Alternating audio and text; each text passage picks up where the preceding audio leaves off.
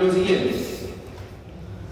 Voy a partir de las estrategias para que les quede claro cómo van a interpretar las preguntas. Le dio Álvaro y el señor Dorado, pues el profesor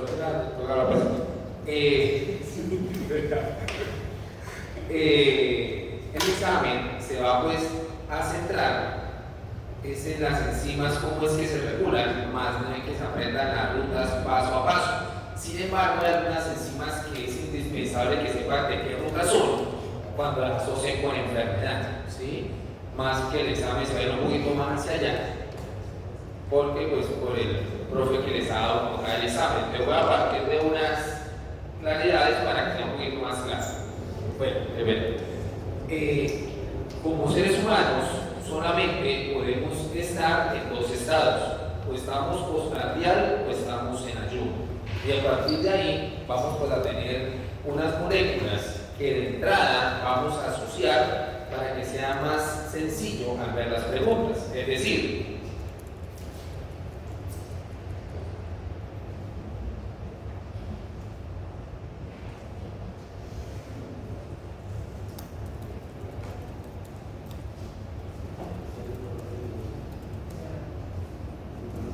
señorita llegó tarde.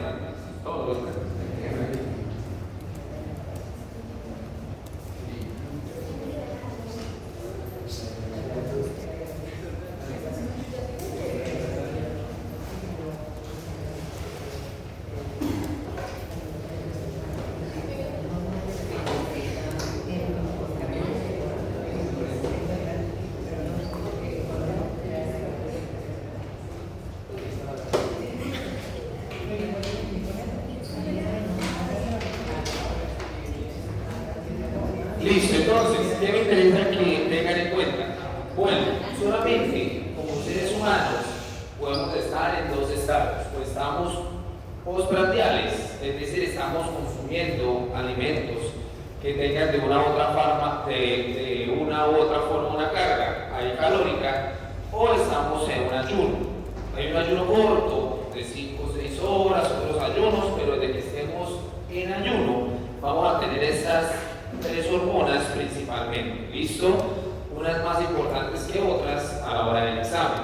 ¿Qué es lo que me interesa que tengan en cuenta? Siempre que le digan que el paciente está postprandial, vamos a asumir, a menos de que la pregunta diga específicamente que no es así, vamos a asumir que va a ingresar a nuestro cuerpo la glucosa, ¿listo? Porque la gran mayoría de nuestra dieta occidental tiene los carbohidratos, sea en forma de sacarosa, almidón, lactosa, maltosa, vamos a tener ahí la glucosa, ¿listo? Quiere decir que cuando estamos postprandiales, el juego consiste en convertir la glucosa en cualquier otro compuesto. Vamos bien hasta ahí.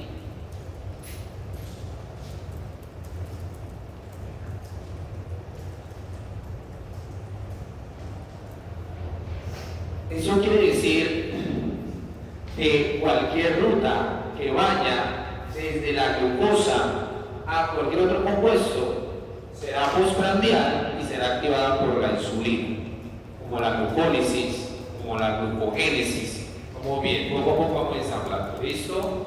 Recapitulo. Se asume que si estamos postprandiales es porque, entre comillas, tenemos abundancia, en este caso el que nos interesa, que es la glucosa. Entonces, la glucosa la vamos a convertir en algo, no vamos a hacer la glucosa porque ya la tenemos, ¿no? Ya hay glucosa en sangre y la idea es que la distribuyamos y desde esa perspectiva quiere decir que la insulina es una hormona que actúa en un estado hiperglicemiante, pero que su función es hipoglicemiante. ¿Sí? Y eso lo tengan claro porque a veces pues, la pregunta es algo así, como listo. Bueno, la insulina es una hormona que va a actuar siempre y cuando estemos en un estado de hiperglicemia, porque estamos postprandiales, pero su función es hipoglicemiante, porque va a tomar la glucosa y la va pues, a distribuir en los tejidos que la necesiten. ¿Listo?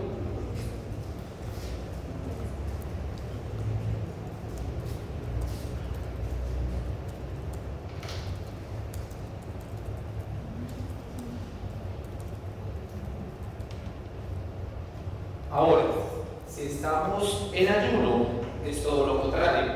En ayuno lo más importante cuando estamos en ayuno es hacer glucosa, no hacer energía. Eso les tiene que quedar súper claro. Porque, por ejemplo, la gluconeogénesis es una ruta con un balance energético de -6. Entonces, el cuerpo está dispuesto a pagar ATPs para tener glucosa.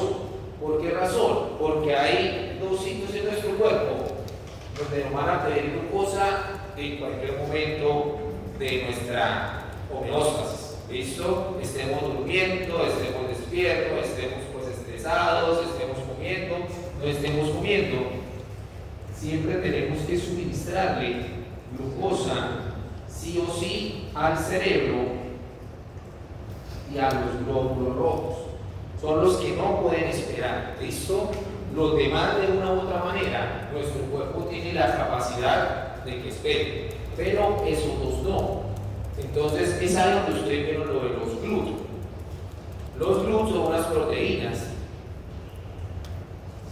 transportadoras de glucosa y es indispensable que tengan claro, educandos, cuáles GLUT se van a abrir en estado de ayuno y cuáles no, porque si hay muy poca glucosa, el cuerpo tiene que priorizar para dónde la vamos a llevar. ¿Listo? Y si estamos en ayuno, la prioridad siempre va a ser el cerebro y los glóbulos rojos. Vamos bien hasta ahí. El hígado espera, el páncreas espera, tejido adiposo espera, corazón espera. Entonces, la prioridad siempre van a ser esos dos, de tal manera que siempre se le van hacia el lado de cuáles son esos GLUT que van a estar abiertos en estado de ayuno, porque la apertura o no tiene que ver con la afinidad y otra vez nos encontramos con lo del KM. Entonces, que ustedes tienen claro que el KM tiene que ver con la afinidad, en este caso de la glucosa, para que el receptor se abra o el receptor se cierre. Entonces, el cerebro, no van a olvidar que ese cerebro entonces está en el GLUT3. Puede que en el GLUT3 haya otros sistemas también, pero ese es el de la prioridad, el del examen. Y los glóbulos rojos lo vamos a asociar sí o sí con el GLUT1. Quiere decir que en un estado de ayuno vamos a abrir el GLUT1 y el GLUT3 solamente para garantizar que la glucosa no se vaya para otro lado, se vaya solo para allá. Quiere decir que el GLUT1 y el GLUT3 tienen unos KMs muy bajitos para que la afinidad sea muy alta. Vamos bien hasta ahí. Solamente para el examen les interesan 5 GLUT. Tenemos el GLUT2, para que sea rápido.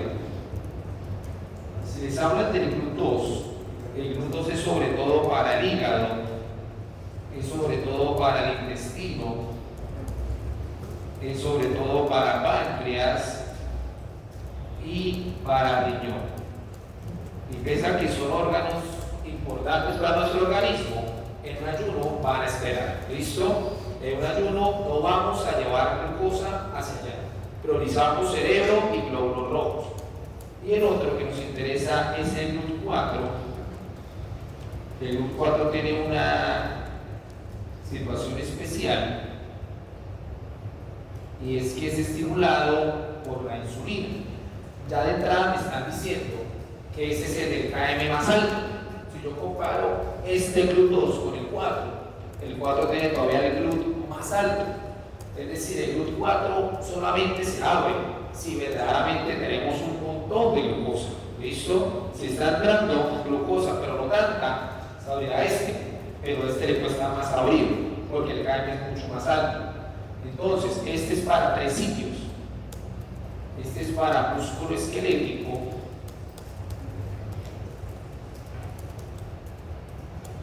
este es para músculo cardíaco y para tejido adiposo. Y claro, no hay el músculo cardíaco, sí, pero resulta que el músculo cardíaco, al músculo cardíaco le encantan los lípidos. Entonces, por eso no es tan dependiente como tal de la glucosa, sino que hay todo un metabolismo de ácidos grasos que le encanta al músculo cardíaco. entonces por eso no hay tanto complique ahí. ¿Listo? Y el otro glúteo, que también les ha salido de vez en cuando, es el glúteo 5. Solo que el glúteo 5 se considera es como un transportador para la fructosa, no para la glucosa. ¿Listo? Y tengan de una vez en cuenta para el examen que la fructosa se metaboliza más rápido que la glucosa. ¿Listo? Entonces eso de que estoy adelgazando y me como con la ensalada pues, de frutas, con lecherita, que parece más saludable que la empanada, no, porque la fruta tiene muchísima fructosa. Entonces esa se convierte más rápido en grasa. Entonces a veces prefiero la empanada, entonces que la ensalada de frutas. ¿Listo? Recapitulo. Dime un glúteo 1 y glúteo 3, ¿cuál es el menor KM? Tiene menor KM el 3, porque vamos a intentar llevar un poco más al cerebro, pero se asume que en nuestra fisiología los dos se abren allá a la vez. ¿Qué sucede? Que hay varios órganos que comparten glúteo. Sin embargo, en este caso, pues el cuerpo tiene la parte de los receptores para abrir específicamente los de ellos.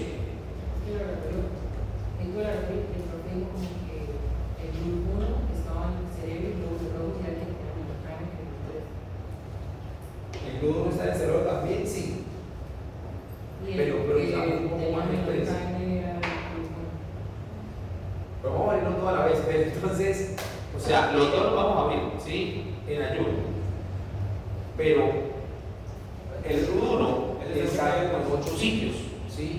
Solamente que lo que le marca en claro es que sobre todo vamos a centrarnos en el glóbulo rojo. El glúteo 3 es un poquito más para todo pues, el sistema pues, nervioso, ¿sí? Está el cerebro, parte pues, para el globo raquídeo, parte pues, para el cerebelo. Pero nos vamos a abrir esos dos. ¿Listo? El glúteo encéfalo y el 3 sistema nervioso central. ¿Es lo mismo? Prácticamente sí. ¿Quién es el laboratorio?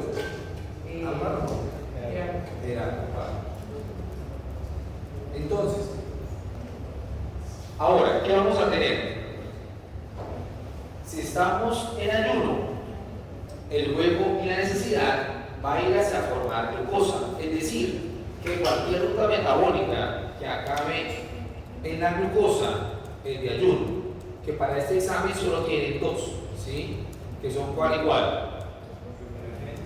La gluconogénesis y la glucogenólisis, ¿sí? O glucogenólisis. Entonces, esas dos rutas van a acabar en hacer glucosa. Son las únicas dos del examen de carbohidratos que son de ayuno. Pero para que vayamos ensamblando la idea.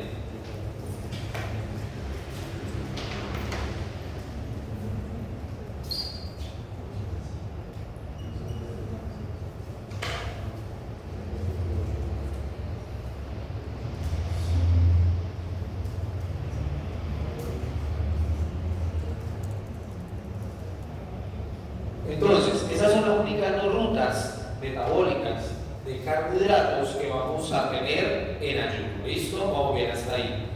Siempre se enciende primero la glucogenólisis y luego la gluconeogénesis, porque la glucogenólisis es gratis, no tiene un balance energético.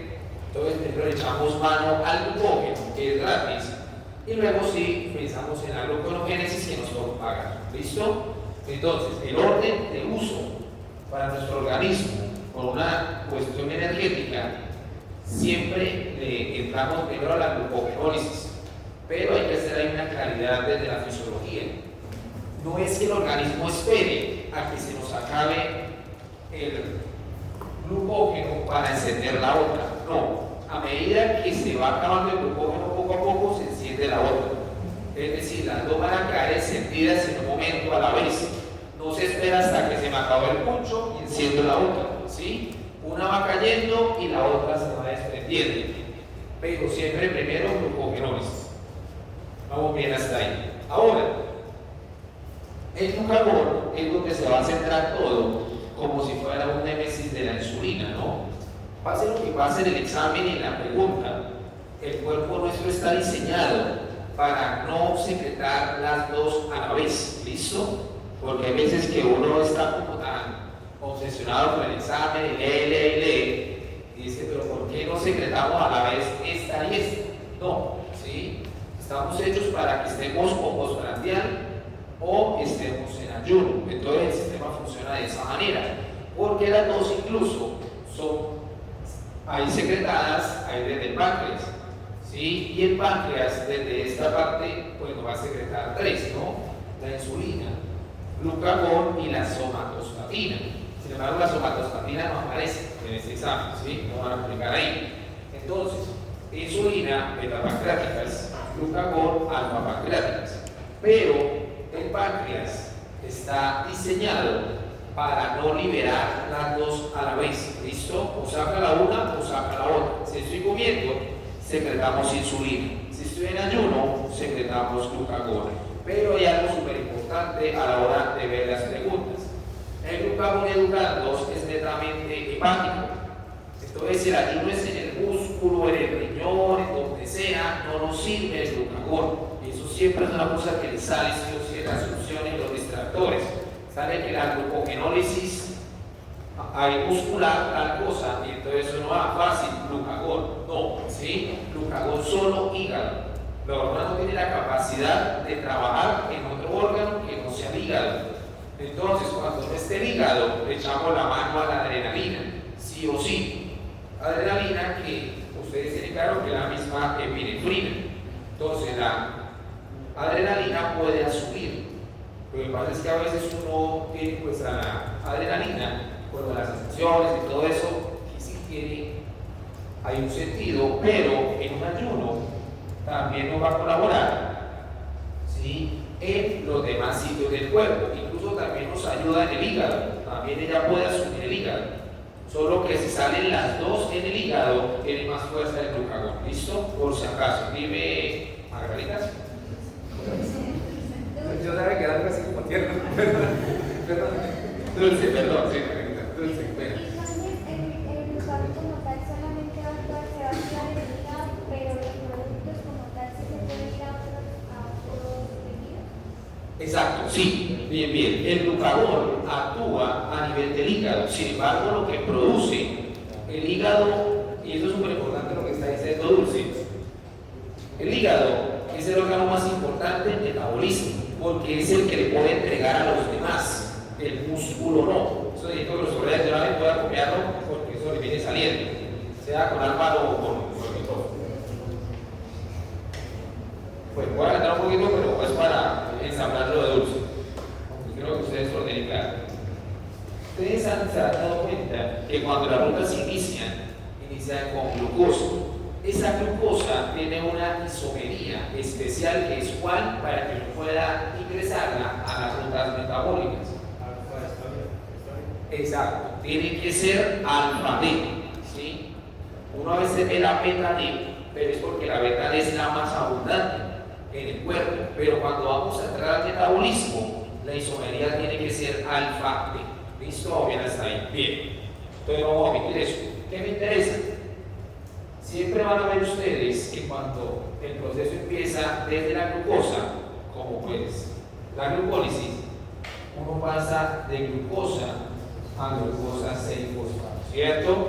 Y eso lo cataliza la glucosinasa o exoquinasa, como la vayan a llamar, no hay problema en este caso.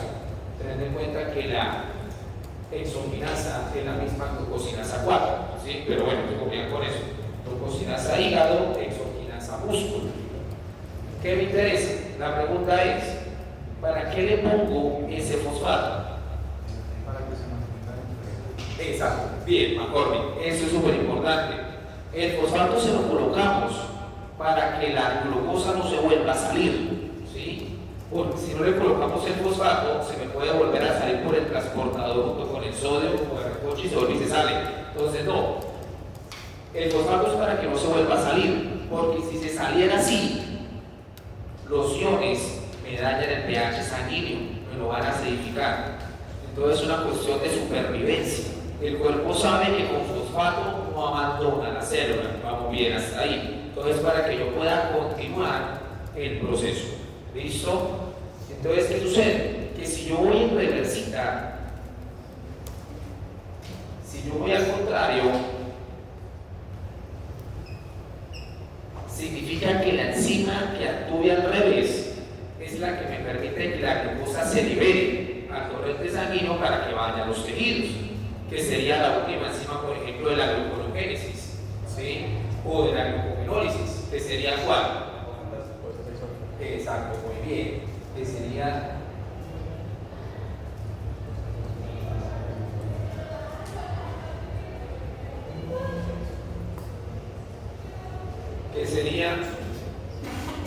la glucosa 6-fosfatasa. Y quiero que les quede súper claro en este momento con lo que ahí preguntaba Dulce.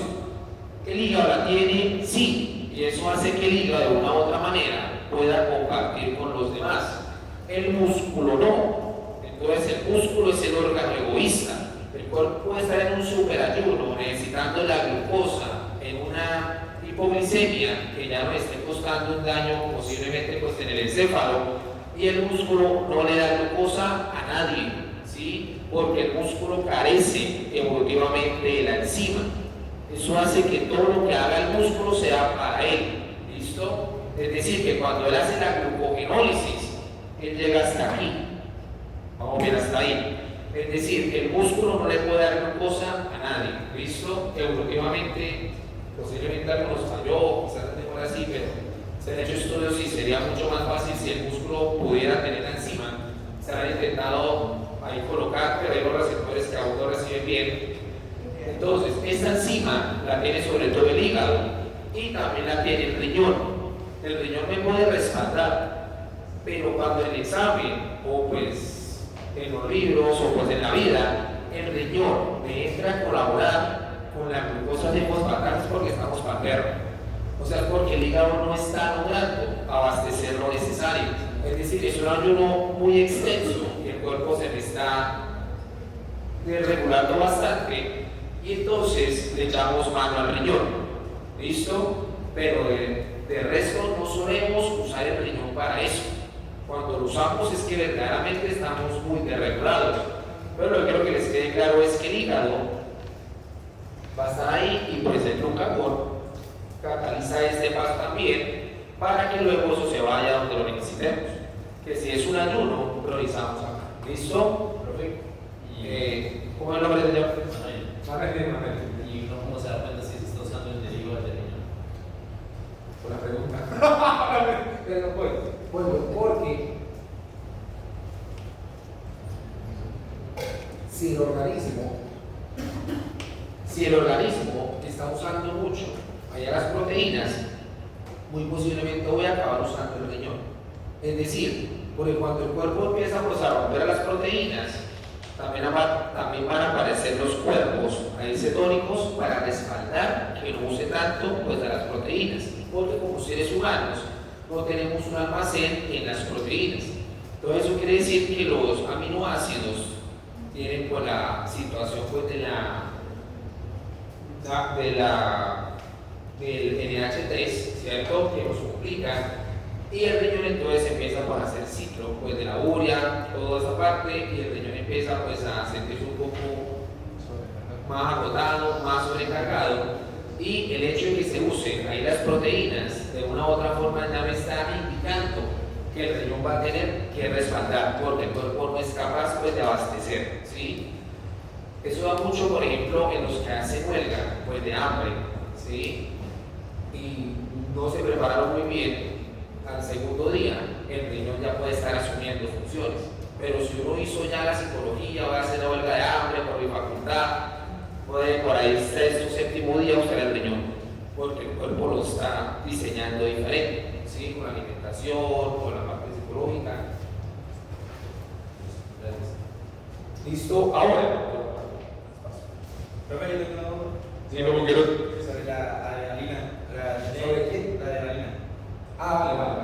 Es que ya tenía entendido que cuando uno hace ejercicio aumenta la adrenalina y eso permite que la glucosa entre en los músculos sin necesidad de insulina. ¿Eso es cierto? Sí, porque la adrenalina me ayuda cuando uno hace ejercicio a que la glucólisis se lleve a cabo. Es como la excepción. De resto, me respalda en el ayuno. Tiene esa excepción chiquitita, como la trampa, tiene razón. ¿Sí? Cuando se hace el ejercicio, la adrenalina, me va a respaldar que la glucosa entre pues al músculo. Es decir, de una u otra forma me va a respaldar un proceso postprandial, que sería como la excepción, ¿sí vamos? Ahora, ya que estamos centrados en gastos, ustedes vieron en su biología del primer semestre que estos son mecanismos acoplados a proteína G, ¿cierto? Tienen claro que es el primer mensajero, porque el segundo se llama como AMP cíclico, es lo que exacto. En el examen va a aparecer el AMP solo y el AMP cíclico. Siempre que aparezca el AMP cíclico, lo asocian en la misma dirección de ellos, porque hacen parte de su mismo mecanismo acoplado, más no del AMP solo. Ya vamos a ver eso, que puede ser confuso, ¿sí? Para que sea más fácil de entender. Es decir, siempre que uno usa el glucagón y la adrenalina, ellos hacen mecanismo acoplado a proteína G, donde llega pues el primer mensajero y me encuentro con la subunidad alfa, beta y gamma. Y la beta y gamma es la estructural y la alfa es la catalítica que se desprende, ¿no? Está ahí, ¿cierto? Y que me activa una enzima que llama como adenilciclasa, muy bien, y me pasa de ATP a AMP cíclico. Siempre, chicos, para el examen, el AMP cíclico va a estar activando las mismas rutas de glucagón y adrenalina, por si acaso se le van para allá hilar fino. Es decir, que el AMP cíclico me activaría la glucogenólisis, me activaría la gluconeogénesis en este caso. ¿Listo? La razón decía que o sea, ahí en el AMP cíclico activa una quinasa y esa fosforila los enzimas que participan en la gluconeogénesis. Entonces, ahora, cuando uno tiene el AMP cíclico, el AMP cíclico luego activa a la PKA. Cada vez se le van hacia allá. La PKA es la proteína quinasa A, ¿sí? La hace más activa y se activan mecanismos de fosforilación. Entonces, viene la otra clave, porque a veces cuando les quieren hacer pues, la situación, entonces se puede ahí complicar. Siempre, bueno, no me gusta palabrar siempre, pero para eso no se va a complicar. Cuando él actúe glucagón, ¿sí? Adrenalina, ellos tienden a fosforilar, ¿listo? Por su mecanismo. ¿Por qué les digo eso? Porque les puede salir la enzima.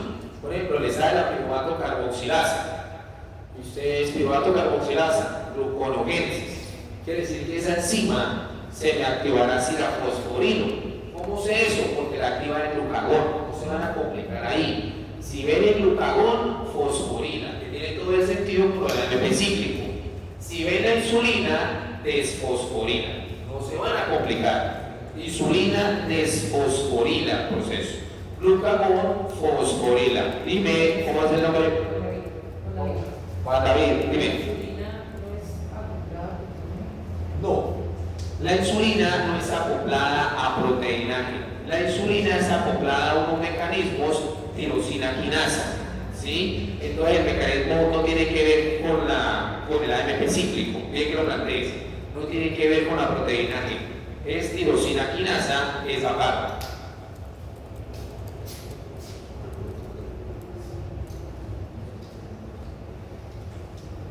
Ahora, coloqué la hormona de crecimiento por las opciones del parcial, sin embargo, no la ven, o sea, uno no ve cómo actúan y cómo ven, ¿sí? Simplemente que en las opciones hay veces que sale ella, tal, y cuando sale otra sale la hormona de crecimiento. Sin embargo, no ven pues el mecanismo ni cómo es que actúa pues realmente, pero hace parte de ese bando. Ahora, ¿qué me interesa que tengan en cuenta? Para tener, entonces, para el examen, dos rutas de ayuno que serán activadas por este lado y tendremos 4 rutas postprandiales, ¿no?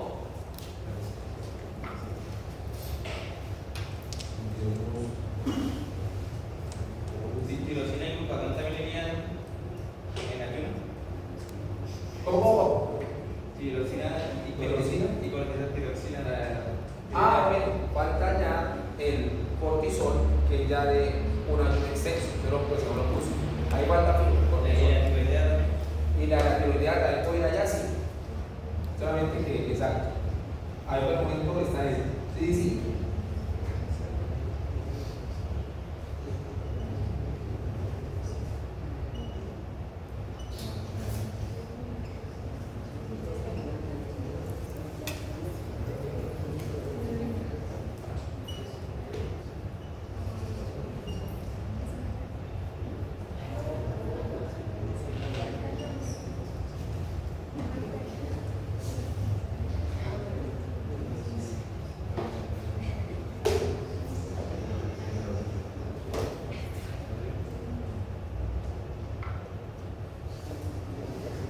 Listo, entonces, son esas 4 rutas, solo que esta depende como la vieron.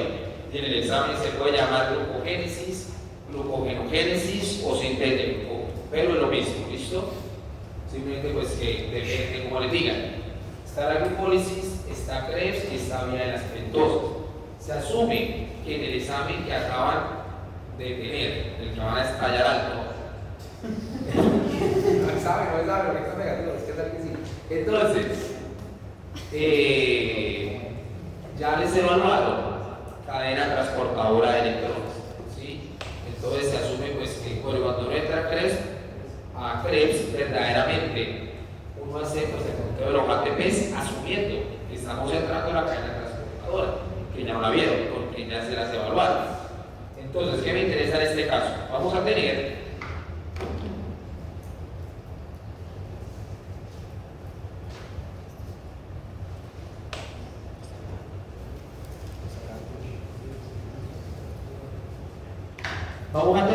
unos indicadores para el examen, unos de mal balance energético y otros de buen balance energético. Eso es súper importante a la hora de ver las preguntas para que asocien más rápido.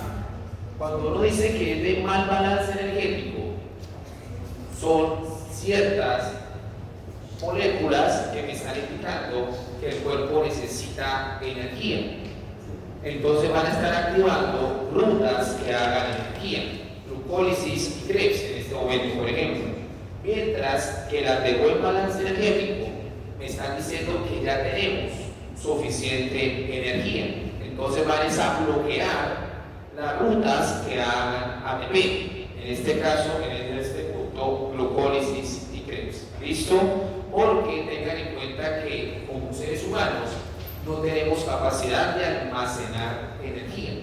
Entonces vamos haciendo lo que vamos necesitando. ¿Listo? Les voy a hacer el listadito que les va a ayudar bastante cuando vean las preguntas.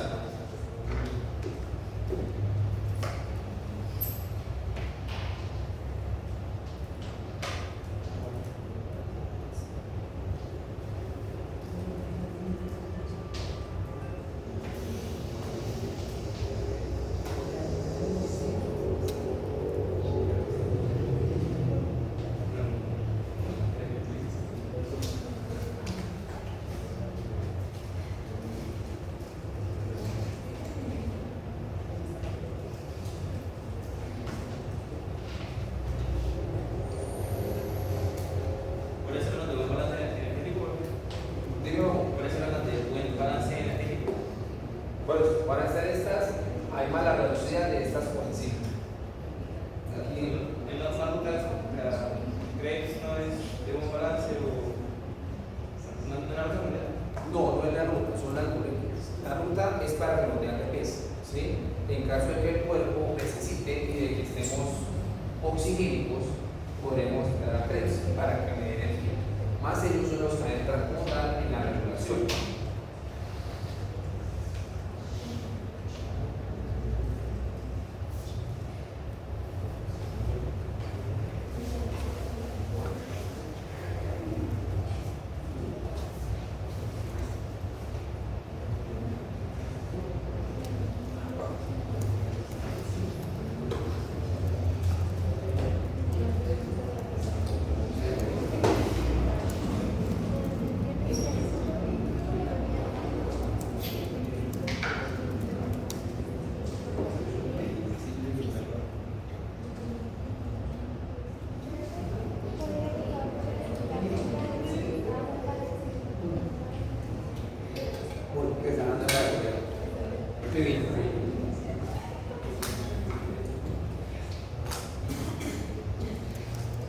Entonces, vamos a tener mal balance y buen balance. ¿Listo?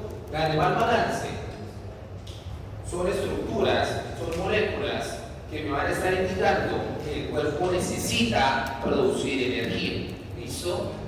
Es decir, me están indicando que no hay suficiente ATP. Entonces, tenemos que encender rutas que me permitan hacer ATP. Para este examen, en este momento, las de mal balance energético me activarán glucólisis y Krebs. ¿Listo? Que son de las 6 rutas, las únicas que están asociadas con energía. No hemos entrado todavía pues a lípidos, ahora estamos como calentando. Porque lo más importante es lo de la integración metabólica. Cuando juegan con todas las rutas, empiezan pues, a hablar para el lado, es el examen más emocionante porque es verdaderamente el que tiene más músicas. ¿Sí? El otro era más soso, más teórico. Por eso es que están así, como no lo disfrutaron. Este sí, este es más emocionante. Yo no creo más emocionante.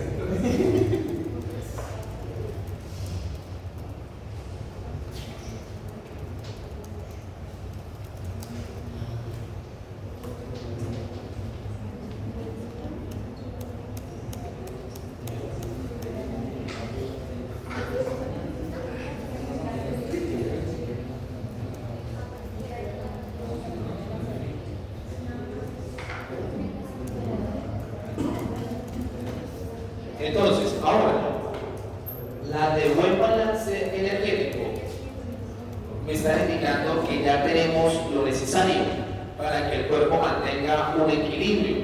Entonces, esas moléculas van a estar desbloqueando estas rutas porque ya no voy a necesitar más. Y sé que parece raro, porque no, profe, pero entonces voy a hacer ATP. Sí, el que necesito. Pero si ya tengo el que se requiere y hay más ATP, pues él envía una señal que me bloquea la vía, porque no tenemos donde guardar más ATPs, porque no tenemos hay almacenes ni de energía, ni con los aminoácidos tampoco hay un almacén pues, de proteínas. ¿Listo? Entonces, ¿qué me interesa? Ustedes recuerdan que la AMP no tiene fosfatos de alta energía, por eso no me indica nada, ¿sí? No hay fosfatos de alta energía y el AMP tiene uno, pero uno no alcanza realmente para que lo consideremos de que le va pues, a colaborar al cuerpo.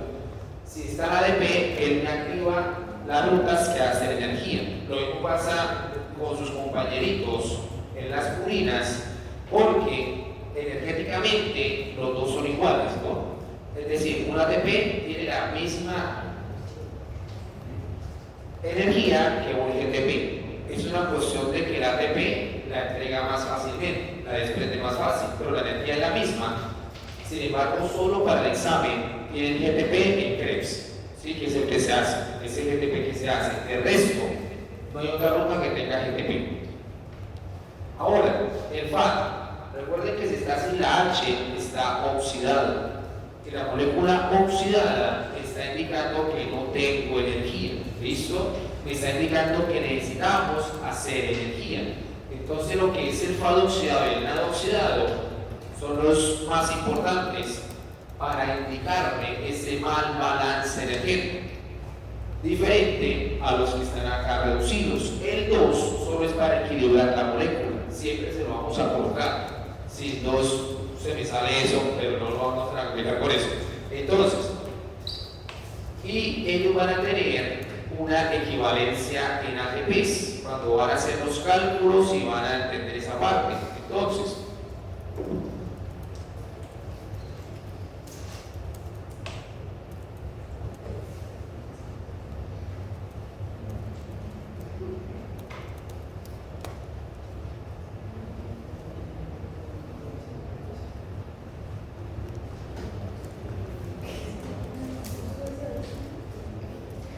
Entonces, el FAT reducido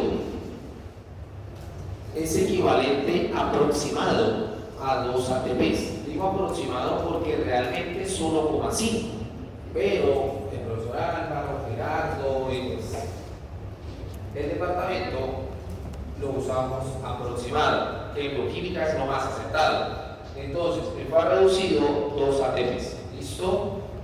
Esos 2 ATPs es porque vamos a estar asumiendo que estamos ingresando a la cadena transportadora de electrones, ¿sí? Entonces ya eso ya no le va a hacer el examen, sino por eso es que lo asumimos como 2 ATPs, por el complejo 2.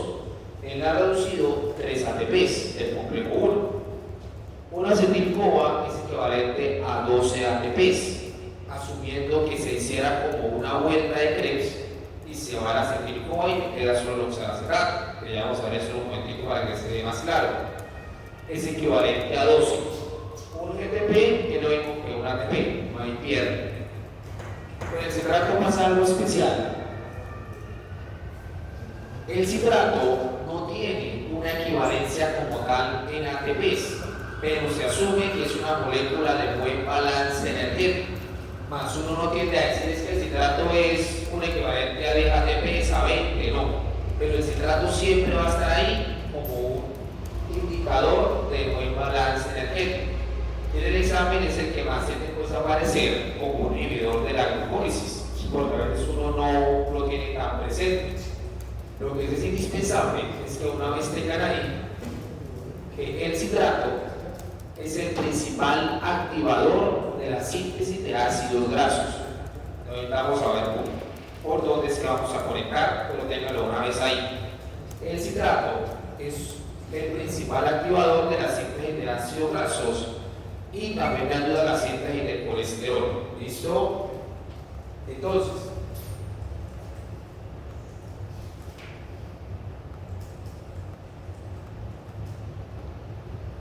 más o menos hasta ahí vamos para perro. No, pero más o menos, sí. Son cosas que ya más o menos estaba manejando, ya van en el limpio, una que hueso. Entonces, ahora voy a hacer unas calidades que me interesan, que tengan en cuenta en la glucólisis. No paso por paso, pero tiene sentido, chicos. ¿Listo? Si ustedes quieren ver paso por paso, bueno, pues ya saben, yo tengo pues un canal pues que hace 2 años. Ahí no subo nada, porque no me queda tiempo, pero en ese canal está cada ruta, paso por paso y eso, por si lo quieren ver. Aquí no me parece que sea útil que hagamos paso por paso, sino realmente lo que nos interesa para el examen, en la parte pues, de regulación y de interpretar unas cositas. Voy a hacer un listado también de una vez de entrados y gastos de la enzima más importante de cada ruta, la que no van a olvidar, porque sobre esa es que va a caer toda la regulación. Entonces, muy posiblemente no le va a quedar tiempo para que se aprendan ruta por ruta, reacción por reacción, porque tampoco es muy necesario. Pero sí las enzimas que voy a colocar acá, porque cuando se las disparen en el examen, tienen que saber de qué ruta es, para que asocien correctamente enfermedad, regulación. Entonces, hay algunas rutas que tienen 2 importantes. Esas importantes son las alostéricas, ¿no? Las que van a ser por regulación. Entonces, todas las importantes asumimos que son alostéricas.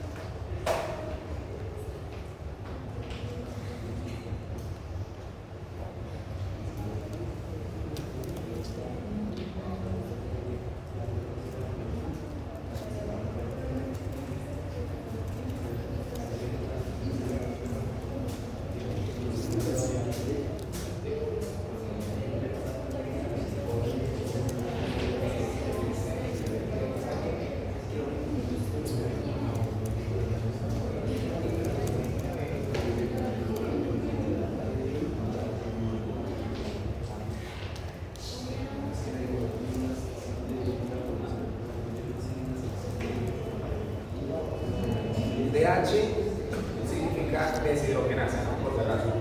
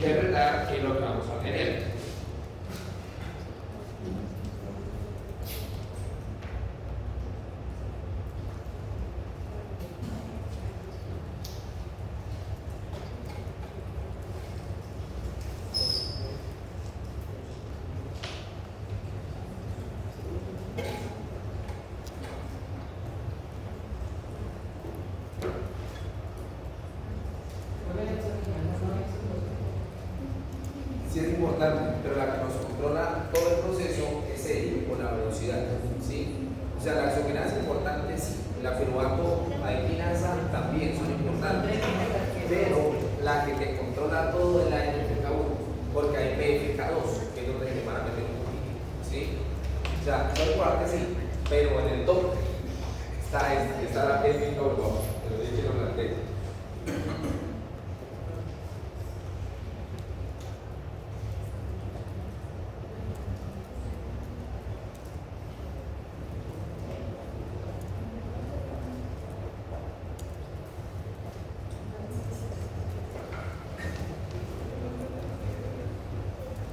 Listo, entonces voy a hacer unas claridades de cuántos ATPs se obtienen cuando se oxida totalmente una molécula de glucosa. ¿Listo? Tengan en cuenta que cuando uno habla de oxidación es porque vamos a intentar obtener algo energético, diferente a cuando hablo de reducción. Si les plantean que la glucosa no se oxida, sino pues que ahí reduce, es porque la glucosa pasa a ser ¿qué? Si se reduce, la glucosa en qué se convierte. Empieza por ese, que en los diabéticos es el principio del fin. ¿Qué compuesto? Porque uno siempre ve que se oxida y todo va a ir hacia la oxidación, pero se les plantea que se reduce. Entonces vamos ya valí. Se reduce a ¿qué? A SO.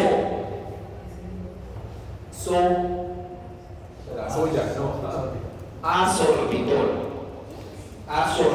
Y el sorbitol nos dice que el sorbitol es un compuesto que el cuerpo intenta no hacer, porque el sorbitol nos daña las vainas de mielina, ¿sí? Y eso hace que la persona que tiene ahí la diabetes tenga un inconveniente como tal con la parte del sentir, ¿sí? Y con la parte también de la cicatrización. Entonces el sorbitol le va a complicar mucho. Entonces esos pacientes van a tener muchísimo sorbitol cuando hay diabetes no controlada. ¿Listo? Pero eso vamos a ver más adelante cuando estemos en la parte de la patología. Entonces, bueno, vamos a ver cuánto se oxida y unas cosas que tengan en cuenta verdaderamente cuánto vamos a obtener. ¿Listo? tened en cuenta que él ha reducido 3 ATP, se ha reducido 2 acetil-CoA12, ¿no? Tenemos la primera ruta que es la glucólisis, que ustedes tienen claro que empezamos con la glucosa, que es un monosacárido educandos que tiene ¿cuántos carbonos? Que tiene 6 carbonos, ¿no? Vamos bien hasta ahí. Hacemos 10 reacciones y llegamos a obtener 2 moléculas de piruvato. Vamos bien hasta ahí. ¿Qué tipo de biomolécula educandos es el piruvato? ¿Es un qué? Es un cetoácido. Muy bien. No es un carbohidrato porque si no yo me regresaría y no sería una gluconeogénesis. Pero es una cosa capciosa que les sale. Tengan en cuenta que si es gluconeogénesis es porque vamos a hacer la glucosa a partir de compuestos que no son carbohidratos. Que yo pase de fructosa a glucosa no es una gluconeogénesis, es una isomerización, ¿sí? De azúcares. Pero si yo me vuelvo desde el piruvato a la glucosa, si es una gluconeogénesis, porque el piruvato no es un monosacárido, es un cetoácido. ¿Listo? Si se me da dulce, si tú le colocas un grupo amino al piruvato, ¿en qué se convierte? Que se llama como, muy bien.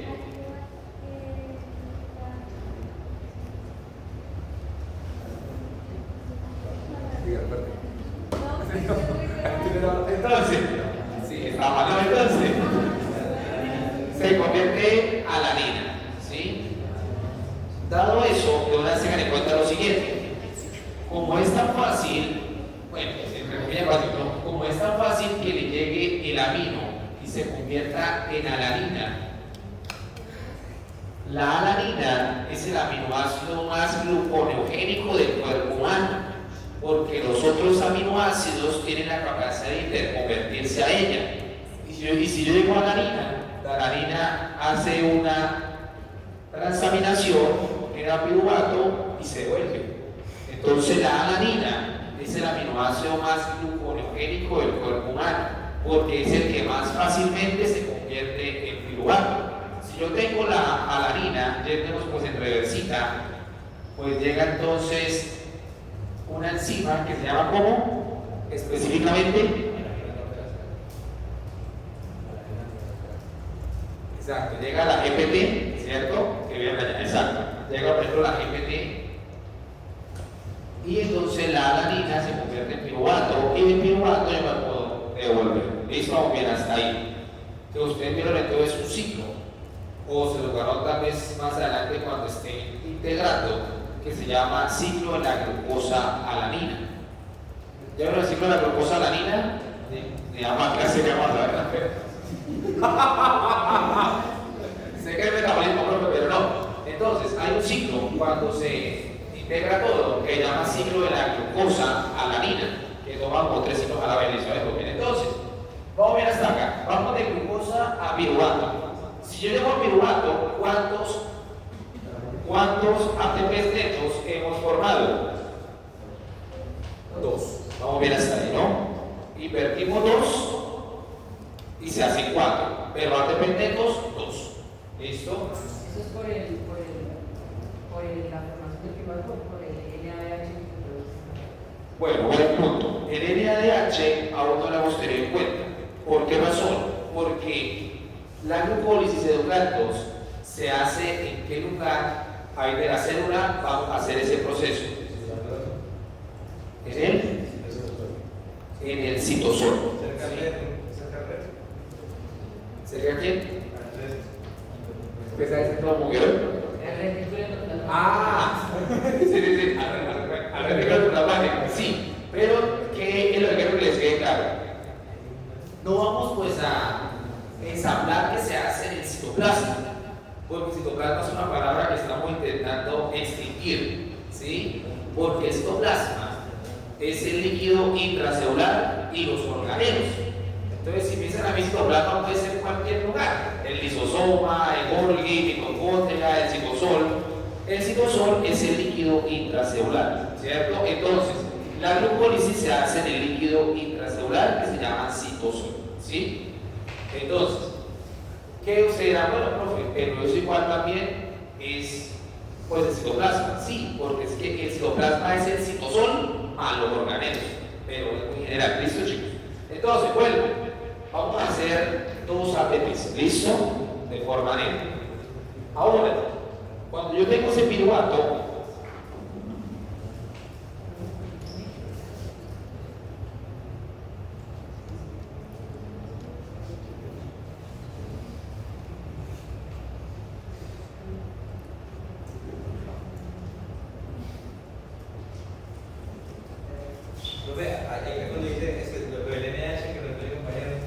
es que allá para allá, ya lo vamos a colocar por otro lado. Es que el NADH que se hace cuando actúa la gliceraldehído fosfato, deshidrogenasa, ese NADH eucariotos no se cuenta en la glucólisis. ¿Por qué razón? Porque para que el NADH valga 3 ATPs, tenemos que estar en la mitocondria y estamos en el citosol. Por eso no lo contamos todavía.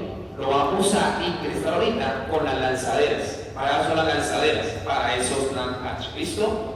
Porque si no serían 8 ATPs, ¿sí? No están reducidos por 3, 6, 8 ATPs, no, son 2.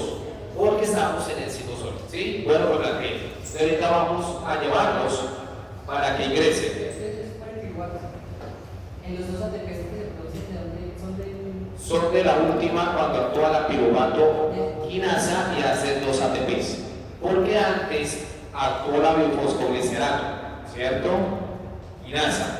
Y ahí hicimos los 2 ATPs. Que pagan el que me prestaron en la exoquinasa y en la fosfo Vuelvo otra vez. La mierda, él dice, ya que está perdiendo, no lo vuelvo. O sea, uno empieza el proceso, ¿listo? Y empezamos endeudados. Primera reacción, exoquinasa, me presta un ATP, vamos en -1. Luego isomerizamos, es gratis. Luego llega la enzima más importante, que es la fosforoquinasa 1, y me prestan el otro. Es decir, que cuando ahí estamos en fructosa 1,6 bifosfato, vamos en -2 ATPs. Y luego sigue el proceso y se divide, ¿sí? Y luego viene la bifosforilato-quinasa y ahí ganamos 2 ATPs y quedamos en ceros porque habían 2 en deuda. Y seguimos y en la última ya hacemos los 2 ATPs, que son los que terminamos sumando de ganancia. Los de la piruvato-quinasa son los últimos 2 que me quedan de ganancia. Y los NAD reducidos que me hicieron antes no los vamos a sacar como ATPs porque estamos en el citosol. Y si no logro entrar a la mitocondria, ya vamos a ver para dónde se van, que es lo que me interesa. Ahora, cuando llego a piruvato educandos, el cuerpo tiene un problema con el piruvato y es que no tenemos forma de almacenar el piruvato, sino automáticamente tenemos que convertirlo en algo. ¿Listo? El piruvato no nos va a quedar educándose en el cuerpo esperando que pase. No. Entonces, apenas hacemos el piruvato, pregunto, ahí en carbonos, ¿cuántos carbonos tiene una molécula de piruvato? Tiene 3, ¿cierto? Porque partimos de una de 6 e hicimos 2 de 3. Entonces, ¿cuáles son las opciones? Primero, sin oxígeno. Sin oxígeno. Tengan en cuenta lo siguiente, ¿no? Cualquier pregunta del examen donde el paciente esté anoxigénico, esté en anaerobiosis o la mitocondria no funciona, ¿sí? Es decir, si no hay oxígeno educandos, no podemos hacer ninguna reacción de la mitocondria. Esto es lo que les quede claro. Cualquier cosa que sea sin oxígeno, no hay mitocondria funcional. Es decir, no habrá Krebs, no habrá metaoxidación de ácidos grasos, no habrá cetogénesis, esos procesos están caídos. ¿Listo? Entonces, sin oxígeno, nuestro cuerpo tiende a convertir el piruvato en lactato, que es donde llega la isoenzima del parcial anterior, es donde llega el lactato deshidrogenasa. Vamos bien hasta ahí. ¿Listo? Entonces, sin oxígeno, el piruvato se transforma en lactato. Y es aquí donde viene el jugueteo. Ojo con eso. Lo de una reducción de la glucólisis. Acá todo va a tener sentido. Es una reducción de la glucólisis. Se produce en una reacción catalizada por esta enzima. La gliceraldehído 3-fosfato deshidrogenasa. ¿Listo? Siempre que actúa una deshidrogenasa, estamos haciendo una oxidorreducción. Y ya uno verá si me queda la molécula oxidada o reducida. La mayoría de veces para el metabolismo va a estar en reducida. Pero aquí vamos a ver que es al contrario. Entonces, ¿qué me interesa en este momento? Cuando actúa esto, ustedes recuerdan que hay un momento en la glucólisis donde la molécula de 6 se parte en 2 de 3 y todo viene doble. Entonces, cuando actúa esta enzima, vamos a formar una molécula de NAD reducido. Pero como todo viene doble, pues son 2. ¿Listo? Vamos bien hasta ahí. Cuando actúa esta enzima. Profe, ¿de dónde es esta enzima? De la glucólisis. ¿Listo? Solo que es para que entiendan allá la siguiente. Este NAD reducido no me vale 3 ATPs. ¿Por qué? Porque estamos en el citosol. Para que me valga 3 ATPs tenemos que entrar a la mitocondria, que es donde aparecieron las lanzaderas. Pero si no hay oxígeno, no van a entrar nunca a la mitocondria. Entonces, ¿qué sucede? Si no hay oxígeno, tiene que aparecer el lactato deshidrogenasa para hacer lactato. Pero para que funcione el lactato deshidrogenasa, ella exige colocar a reaccionar un NAD reducido, porque entra NAD reducido y sale NAD oxidado. Entonces el cuerpo, puta, ¿de dónde sacó? ¿De dónde sacó esto? Entonces, este NAD reducido que necesita el lactato deshidrogenasa, que necesitará 2, ¿no? Porque son 2 piruvatos. Todo eso son dos lactatos deshidrogenasas o lactatos. Son estos de acá. O sea, nada se pierde. O sea, estos están reducidos. Si no los puedo llevar a la mitocondria, se los tengo que entregar a la lactato deshidrogenasa. Es decir, que el hecho de que no tenga ATPs, perdí ahí esos ATPs también. ¿Qué pasa? O sea, no entra a la mitocondria. Y cuando algo está mal, siempre se puede colocar peor. Entonces, esos datos se perdieron. Se pierden como energía. Van a estar usándose para que funcione la lactato deshidrogenasa. ¿Listo? Para que lo pase a lactato. Vamos bien hasta ahí. Entonces, eso nuestro cuerpo tiende pues a hacerlo, sí, constantemente. Cuando de una u otra manera no tenemos acceso a la mitocondria. Por ejemplo, este domingo fue la carrera de atlética. Y los que la hemos corrido, pues alguno cuando ustedes la corrió, uno siempre sale como una loca toda, marica. Y 3 cuadras ya no pasa, y todo lo pasa. Entonces, no, o sea, si uno sale con toda, puro lactato, yo no voy a decir el músculo, ay, claro, acá estamos nada, puro lactato deshidrogenasa. Porque si no calentamos, no hay oxígeno, la boca que hago, mando para acá, se me acumula, se me estira el músculo. ¿Sí? Entonces, ¿a qué voy con eso? Que cuando el ejercicio es anoxigénico, se me puede estar acumulando lactato. ¿Listo? Ahora, hay otra opción sin oxígeno, que es lo que conocemos como la fermentación alcohólica. Pero en un momento antes de que haya lactato, lo que el lactato como tal no es energética, ¿cierto? Pero la función de esa ruta es producir más oxidado para que se dé el glucólisis. Sí, la idea es hacer el nado oxidado para intentar seguir haciendo a la glucólisis, porque en este caso no tenemos otra opción para hacer ATPs que la glucólisis. Entonces aparece algo súper importante en este examen que se llama efecto Pasteur. ¿Pero el efecto Pasteur? Bueno, pero va a ser el examen, pero es fácil. El efecto Pasteur es qué tan rápido se hace la glucólisis, dependiendo si tenemos o no oxígeno. Es decir, si yo tengo oxígeno y vamos simplemente pues a agrupar a la glucólisis con 3 para que me entiendan la idea. Vamos a poner un tiempo de ejemplo para que me entiendan la idea del efecto Pasteur. El efecto Pasteur es cuánto se demora la glucólisis, qué tan rápido se hace, dependiendo de si estamos oxigénicos o anoxigénicos. ¿Listo? Vamos a suponer, ¿no? Que en un minuto, esto no es real, ¿no? Que en un minuto yo hice glucólisis y Krebs. Sumemos solo esos dos para que sea más tranquilo. Glucólisis, ¿cuántos ATPs? 2. Krebs, ¿cuántos ATPs? En todo ciclo de Krebs, ¿cuánto? Bueno, Eso es una buena. No, 36 cuando oxido. O sea, ¿cuánto el X? 1, 0, 1, 0. ¿Cuánto? 24, bien. Entonces, porque por cada vuelta son 2, y yo hago 2 vueltas, porque era 2 acetilcohol. Pero ya para eso, no se preocupen. Para que entonces, eso quiere decir que en un minuto produzco ¿cuántos ATPs?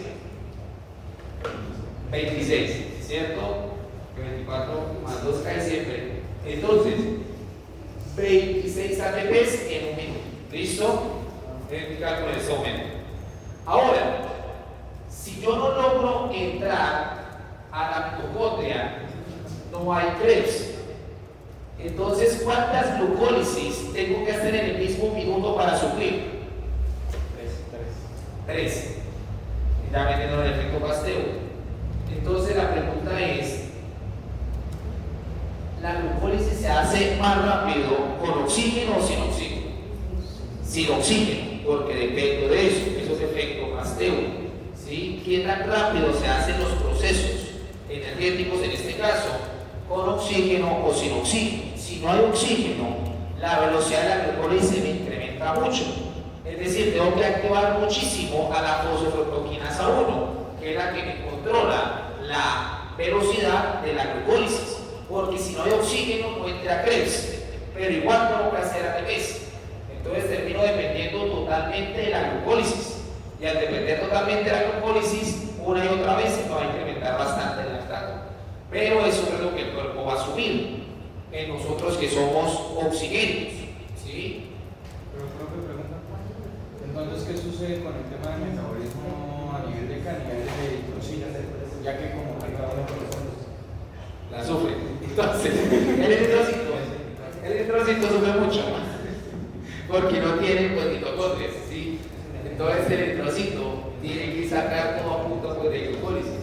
Y por la regulación de él es muy específica, sin embargo, hay algo que es que él hace algo que llama el 2,3-bifosfoglicerato para que la afinidad de la hemoglobina pues se disminuya. Entonces, él hace el ATP que puede hacer, sin embargo, es una célula que intenta hacer el ATP apenas ahí necesita para evitar hacer mucho lactato, ¿sí? Porque tengan en cuenta que el eritrocito es una célula anaerobia, estricta. Si el eritrocito toca el oxígeno, se muere, pero lo transporta. Eso se llama de alto riesgo. O sea, él transporta la molécula que lo destruye. Es su vida, ¿sí? Entonces es curioso, ¿verdad? Él va a transportar la molécula que lo va a destruir. Y su vida es transportar oxígeno, siendo una molécula anaeróbica. Pero claro, el eritrocito es más complicado para ellos todos esos procesos. Sí, tiene que hacer exactamente lo que necesite para.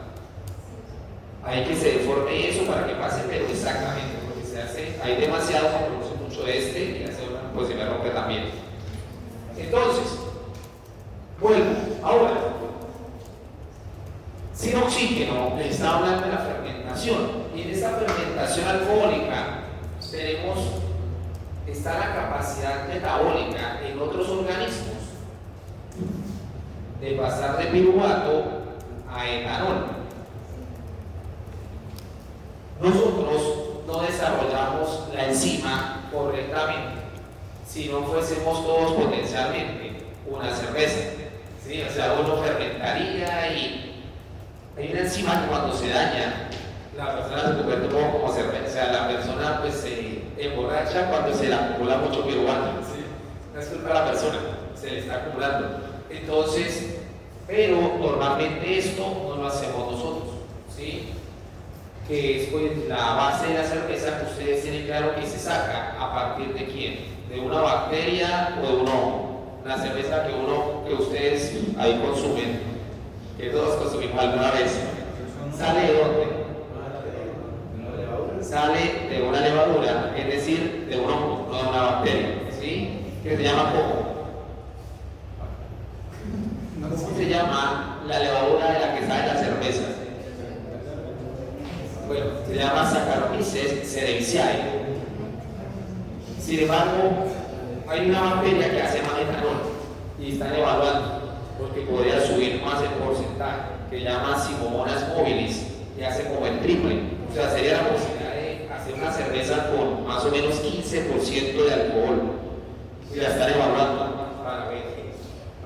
Pero cuando hicieron esos ensayos hace un tiempo, no sé si ustedes pues se acuerden, no, quizás estaban todavía muy chiquititos, que salió una cerveza que llamaba Brava, y esa Brava tenía como 10%, y en un principio era un éxito, pero luego ya no vendió, y porque la gente va pues a sentarse y pues no quiere pues como que emborracharse pues tan rápido. Entonces había personas que con 2 balones estaban borrachos, pues no era pues tan emocionante pues el tomar. Entonces pues se quedó la empresa, la de Brava. Entonces yo creo pues, que va a ser lo mismo. Ahora, con oxígeno,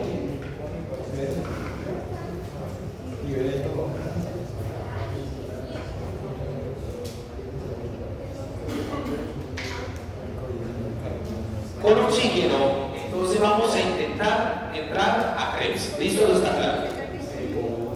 Y entonces ahí va a aparecer el complejo multienzimático del pasado anterior, que es el complejo piruvato deshidrogenasa, que recuerdan que no es una enzima, sino es un complejo multienzimático formado por 3 enzimas. Entonces aparece la PDH y el piruvato se va a descarboxilar a acetil-CoA, ¿no? Si se descarboxila, quiere decir que el acetil-CoA Ducantos tiene ¿cuántos carbonos? 2. ¿Listo? El acetil-CoA tiene 2 carbonos. Y cuando actúa la piruvato deshidrogenasa, esto les hablo otra vez, no me parece. Ella lo que hace es un tipo de reacción que se llama una descarboxilación oxidativa, que es la misma que hacen las dos del ciclo de Krebs para que sean las más importantes. Es lo mismo que hacen el isocitrato de deshidrogenasa y es lo mismo que hace el alfa-cetoglutarato de deshidrogenasa. Es decir, quito un carbono y produzco el NAD reducido. ¿Listo? Entonces, tenemos dos piruvatos. Vamos a originar 2-acetil-CoA. ¿Listo? Cada vez que actúa la PDH, se genera un NAD reducido. Es decir, que cuando actúa la PDH, ¿cuántos NAD reducidos hemos originado? Dos, porque tendrá que actuar dos veces, porque son dos piruvatos, 2-acetil-CoA. Ahora ven la claridad. La piruvato de deshidrogenasa no le pertenece a nadie, ¿listo? Es decir, no la van a colocar ni en la glucólisis ni en Krebs, porque la piruvato de deshidrogenasa es un puente entre glucólisis con el ciclo de Krebs. O sea, esa PDH no es de ninguna ruta, está suelta. Sin embargo, cuando ella actúa en la membrana externa mitocondrial. Eso hace que los NAD reducidos que se produzcan ya me queden por dentro de la mitocondria. Hago esa calidad, ¿por qué? Porque estos NAD reducidos no requieren lanzaderas, ya me quedan por dentro. Entonces, al contabilizarlos, automáticamente los contabilizamos como 6. ¿Listo? Los de las lanzaderas son los de ella, los de la gliceraldehído, no los de la piruvato de deshidrogenasa. Cuando ella actúa sobre el piruvato, los NAD reducidos caen ya dentro de la mitocondria. Entonces, eso sí lo sumamos como 6 ATPs. ¿A qué se lo sumamos? A la PDH. No se lo sumamos a Krebs, porque no ha empezado Krebs, ni tampoco a la glucólisis, porque está en la mitad. Es decir, que cuando hacemos el conteo, llevamos una glucólisis, que son 2, y ahora llevamos a la PDH, que son 6. Vamos bien hasta ahí, llevamos 8. Porque se producen 2 NAD reducidos, y cada NAD reducido son 3 ATPs. Y ya me caen dentro de la mitocondria. ¿Listo? Entonces ahí serían los 6. Ahora, cuando se hace un ciclo de Krebs, se hacen 2 vueltas. ¿Listo? Y cada vez que se hace una vuelta, vamos a poner la píldora aquí. Hay que tener en cuenta lo siguiente. Cuando uno va al ciclo de Krebs, y pues en la bioquímica como tal, uno tiende a ver que todo va secuencial, pero en Krebs realmente todo se hace a la vez, solamente que no hace pues, la secuencia para no entenderlo, ¿sí? Pero yo creo que les quede claro, cuando se hace una vuelta del ciclo de Krebs, yo empiezo con acetil-CoA, que tiene ¿cuántos carbonos? 2, más oxalacetato, que tiene ¿cuántos carbonos? 4. ¿Sí? Vamos bien hasta ahí. Listo. Si se me da por colocarle un amino al oxalacetato, ¿en qué se convierte? En aspartato. ¿Listo? Muy bien. Entonces, arrancamos el proceso. No voy a arrancar como tanto el ciclo, sino para que les quede algo claro. Cuando yo doy una vuelta, hacemos 8 reacciones enzimáticas. Durante las 8 reacciones enzimáticas se me va el acetil-CoA, es decir, pierdo 2 carbonos. ¿Ustedes cuándo? Recuerden que las enzimas más importantes son la alfa-cetoglutarato deshidrogenasa y la isocitrato deshidrogenasa, que hacen descarboxilación oxidativa. Es decir, cada vez que ellas actúan, pierdo un carbono. De tal manera que al final yo produzco solo oxalacetato. No vuelvo a producir acetil-CoA. Se llama ciclo porque acabo el mismo compuesto con el que empiezo. Uno no dice, por ejemplo, el ciclo de la glucogénesis. No, ¿sí? Es una vía metabólica. Entonces, quiere decir que el acetil-CoA se va. Como el acetil-CoA se va en el proceso, por eso es que lo asumimos como 12 ATPs. ¿Por qué? Porque durante esa vuelta del ciclo de Krebs se van a producir 3 NAD reducidos, se va a producir un FAT reducido y se va a producir un GTP. Y al hacer el equivalente, Un reducido son ¿cuántos ATPs? 3. 3 por 3, 9. Un FA reducido son 2. Y un GTP es lo mismo que un ATP. Entonces, cuando yo hago una vuelta del ciclo de Krebs, por eso decimos que son 12 ATPs. Y fue el equivalente que se le entregó entonces a la acetil-CoA, porque él se fue del proceso. ¿Sí? Es la manera como se explicó. No es que él exactamente no, sino que como se va el proceso, se asume que él se dio eso, se asume. Y tenemos 12 ATPs. ¿Listo? Pero como fueron 2 veces que ella actuó y son 2 acetil-CoA, yo hago 2 veces lo mismo. Entonces, por eso es lo que dice nuestra monitora. Siempre será nuestra monitora, tranquila. Entonces, quiere decir que entonces van a ser 2 vueltas, es decir, 24 ATPs. ¿Todo eso Sofía no vino?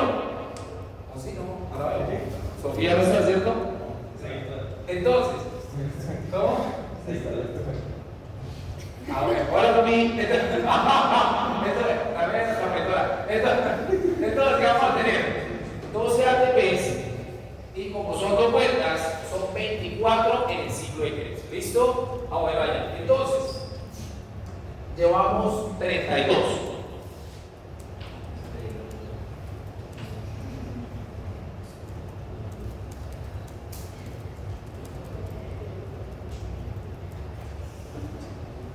¿Se dan más o menos?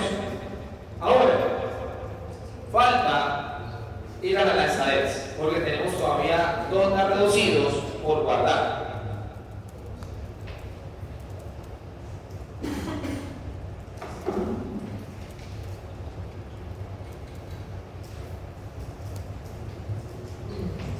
Profe, o sea, para convertir el piruvato en CoA, produzco 12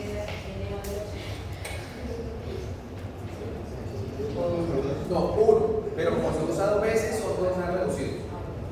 Sí, como son 2 piruvatos, 2 acetil-CoA. Pero entonces, ¿por qué eso sí?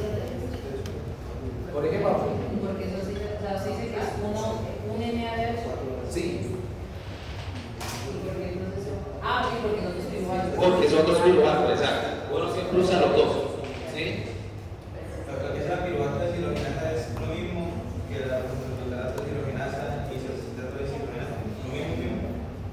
Es lo mismo desde la perspectiva de que hacen descarboxilación oxidativa, más la regulación de la piruvato de hidrogenasa es mucho más fina, necesita más moléculas. Pero la reacción como tal es prácticamente la misma, descarboxilación oxidativa. Hacen nada reducido, pierden un carbono. ¿Es la misma vitamina, todo? No, la regulación es diferente. La de la PDH es más minuciosa, ¿sí? Con la B1 sobre todo, la PDH, con la tiamina, necesita mucho pues de la tiamina para poder funcionar. La otra no. ¿Y cómo sería la pérdida de CO2 y la ganancia de un Exacto. En común es el hecho de que hacer eso, descarboxilación oxidativa. Pierdes carbono, ganas nada reducido. Eso sí hacen las 3. Ahora, resulta que falta sumar los más reducidos de la glucólisis. ¿Listo? Porque si se hace Krebs, se asume que hay oxígeno. Entonces se asume que puede usar las lanzaderas. Que recuerdan que eran 2 lanzaderas. ¿Listo? Ahora aquí un poquito para dar un poquito de espacio. Ahora aquí le da. Entonces, salió.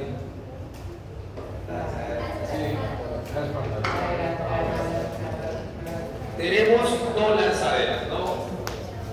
Las lanzaderas simplemente es un nombre que se le da en la traducción a unas proteínas transportadoras que vamos a tener en la membrana. Entonces, una lanzadera puede ser una lanzadera de malato aspartato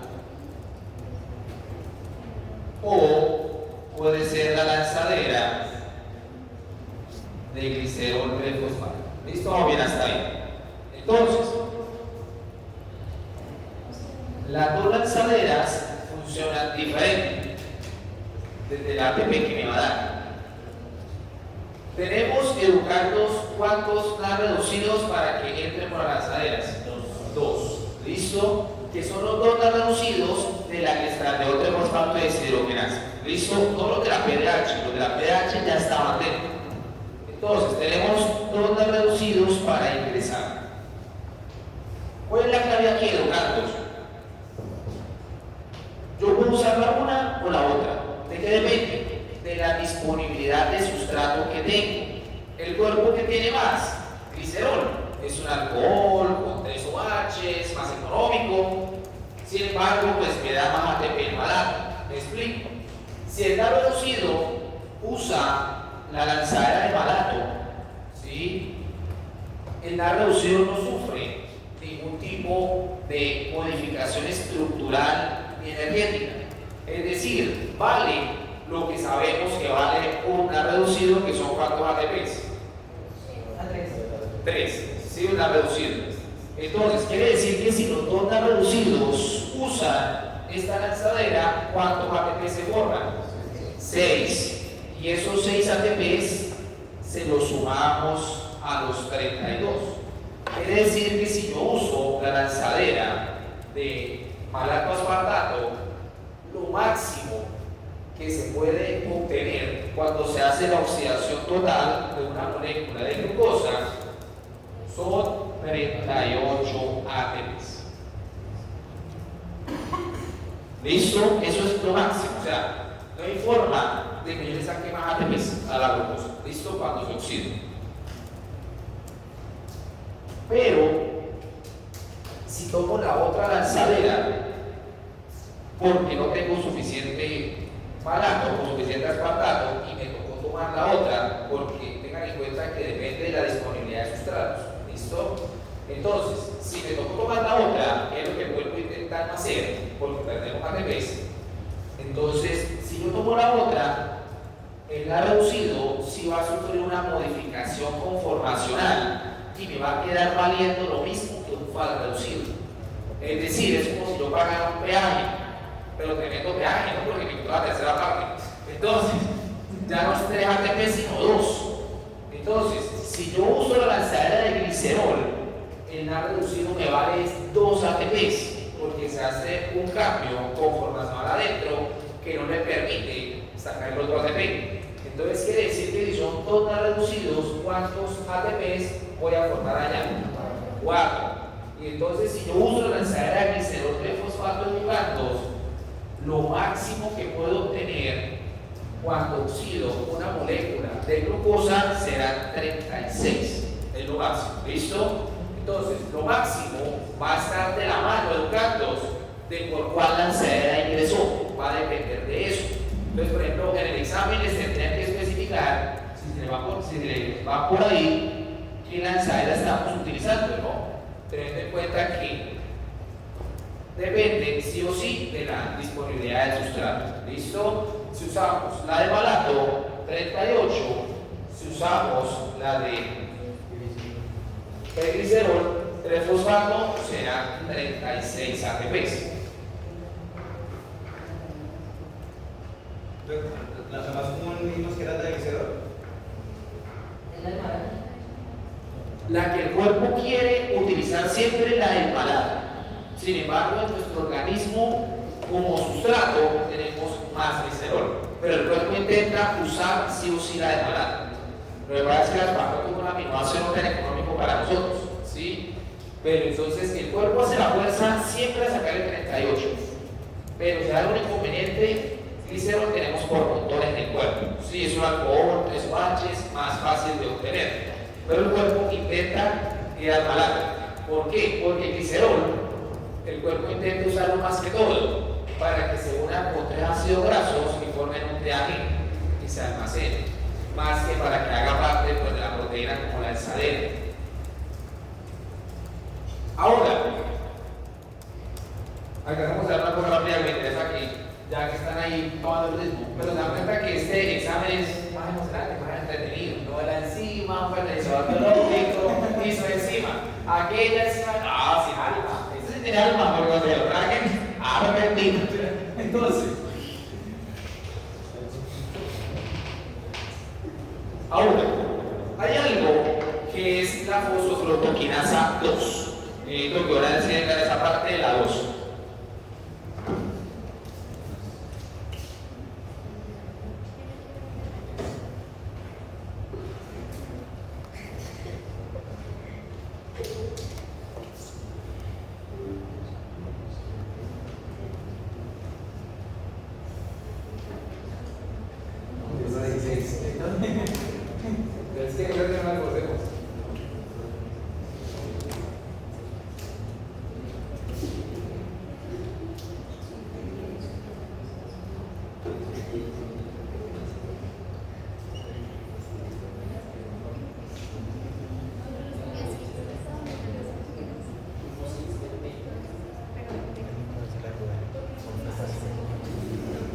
Entonces, tenemos fructosa y fosfato, y la fructosa y fosfato puede pasar a ser fructosa o los semifosfato.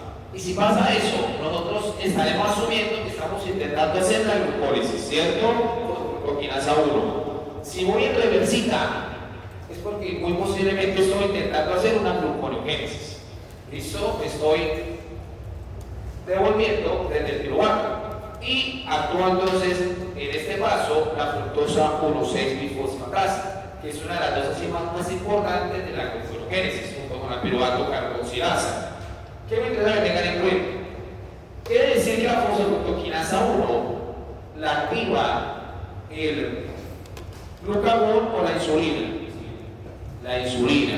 Mientras que la fructosa 1,6-bifosfatasa el glucagón. ¿Cierto? Si ustedes se digan, vamos bien. Pero antes de que actúe la fosfoglucoquinasa 1, va a suceder lo siguiente.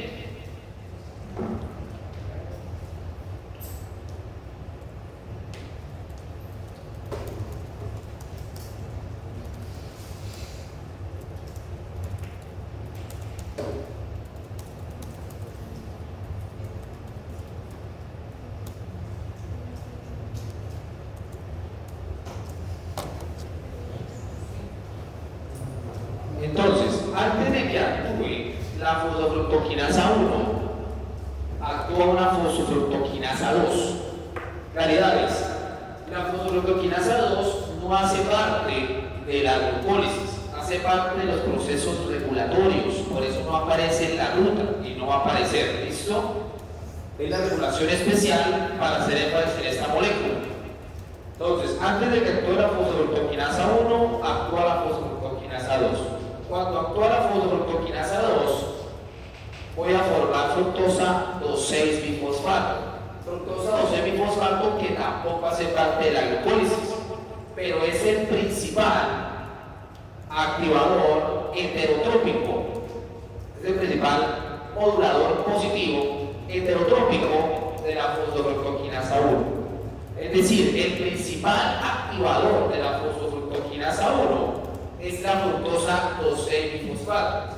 Es decir, ellas van de la mano. Cuando actúa la fosfoglucoquinasa 2, hacemos la fructosa 2,6-bifosfato y la fructosa 2,6-bifosfato es el principal activador de la fosfoglucoquinasa 1 para pasar de esta 6-bifosfato a la fructosa 1,6-bifosfato. Si yo quisiera seguir haciendo la glucólisis, porque esto es una enzima de dos caras. Yo hasta lo que vaya que te Pero, ¿de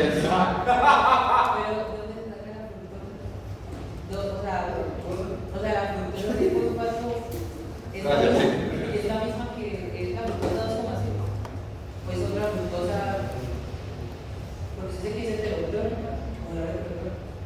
O sea, el sustrato de la fructosa de fosfato y llega otra Se fructosa. asume que sale otra, sí. Lo que pasa es que siempre con la sacamos de la misma flecha, como para medir la claridad. Pero O sea, son dos fructosas diferentes. cuando se usa la fosfoglucoquinasa 2, uno diría, bueno, profe, hay un préstamo pues, de ATPs, se asume que no, ¿sí? Porque si no, pues ir afino, que la profe, pero le presta un ATP, entonces es otro ATP más que se va, no se asume como un préstamo tampoco en la regulación, ¿sí? No hay problema, no lo cuente. Entonces sale cuando hay exceso de glucosa. claro, porque si yo voy a hacer la glucólisis, es porque de una u otra forma tengo glucosa en exceso donde voy a intentar convertirla. ¿Sí vamos? Ahora, vuelvo. Actúa fosfoglucoquinasa 2. Formamos glucosa 2,6-bifosfato. Activamos fosfoglucoquinasa 1 y pasamos acá. Vamos a suponer que el paciente cae en ayuno y ya no quiero continuar. Entonces se activa la otra cara de la enzima. La otra cara de la enzima se llama fructosa 2,6-bifosfatasa. Entonces, ¿cuál es la idea? La idea es que hoy me voy feliz si me diferencian la fructosa 1,6-bifosfato de la fructosa 1,6-bifosfatasa, de la fructosa 2,6-bifosfato y la fructosa 2,6-bifosfatasa. Ya no, está bien. Entonces, si no voy a hacer glucólisis, tengo que bloquear esto. Tengo que bloquear la fosfoglucoquinasa 1. Entonces, ¿cómo la bloqueo? se activa la otra cara de la enzima, que se llama fructosa 2,6-bifosfatasa. La fructosa 2,6-bifosfatasa, educandos, no forma nada. Su única función es evitar que se forme ella. Entonces, la fructosa 2,6-bifosfatasa impide que se forme la fructosa 2,6-bifosfato. Y si no hago la fructosa 2,6-bifosfato, no activa la fosfofructoquinasa 1. Y si no la logro activar, no hay forma de que yo llegue a fructosa 2,6-bifosfato y se me detiene el proceso. Entonces llegará la fructosa 2,6-bifosfatasa a devolverse. Diga, me interesaba, tengo que diga, bueno, tranquilo, Fosfofructoquinasa 1 depende de fosfofructoquinasa 2. Sí. Y lo que hace la fosfatasa, ¿Cuál de todas? la fosfatasa, 2,6-fosfatasa, es Y fosfatasa. es inhibir la 2,6-fosfato. Bifosfato. O sea, se devuelve. Lo que hace la 2,6-bifosfatasa es evitar que no forme fructosa 2,6-bifosfato. Inhibir la otra. No, bloquea acá. Y al bloquear esto, la fosfofructoquinasa 1 pierde a su principal activador. Esa, o sea, la fructosa 2,6-bifosfatasa le quita el fosfato al carbono 2. ¿Sí? Para que quede fructosa 6-fosfato. ¿No? Eso es lo que hace. Pues puedes tomarlo así de la manera que quieres, no pasa nada. Es decir, lo que me interesa aquí es lo siguiente. Cuando actúa la 2,6-bifosfatasa, vamos a impedir formar fructosa 2,6-bifosfato. ¿Listo? Y este es el principal activador de la fosfofructoquinasa 1. Entonces, si no lo logro hacer, lo activo acá. Y si no activo acá, la glucólisis se me frena. Entonces ya nos quedamos con este compuesto, ¿no? No logro llegar allá. Entonces se regresaría. Entonces yo tendería pues a quedarme acá y a devolverme porque hoy posiblemente no quiero hacer la glucólisis. Necesito ahora la glucosa. Entonces podría hacer la isomerización y me vuelvo a glucosa. Y si me vuelvo de acá, no sería una gluconeogénesis, sería simplemente una isomerización de monosacáridos. ¿Listo? Entonces, recapitulo. Necesitamos fosfofructoquinasa 2 para que se forme fructosa 2,6-bifosfato y se active la fosfofructoquinasa 1 para pasar de fructosa 6-fosfato a fructosa 2,6-bifosfato y continuar la glucólisis. Cuando no quiero hacer la glucólisis o no necesito, algo sucedió, aparece la otra cara de la enzima que se llama fructosa 2,6-bifosfatasa, que no permite que se haga la fructosa 2,6-bifosfato y entonces pierdo al principal activador. Entonces ya no me sirve la enzima, no me funciona porque perdí a su modulador. Entonces la glucólisis se me va a detener. Entonces esa sería la fructosa 2,6-bifosfatasa sería activada por Técnicamente podríamos asumir que sí, que el glucagón tiene que ver con ella para detener de eso, tiene sentido. Listo chicos, entonces, por hoy se pueden ir felices, ahora nos dieron cuenta que este pase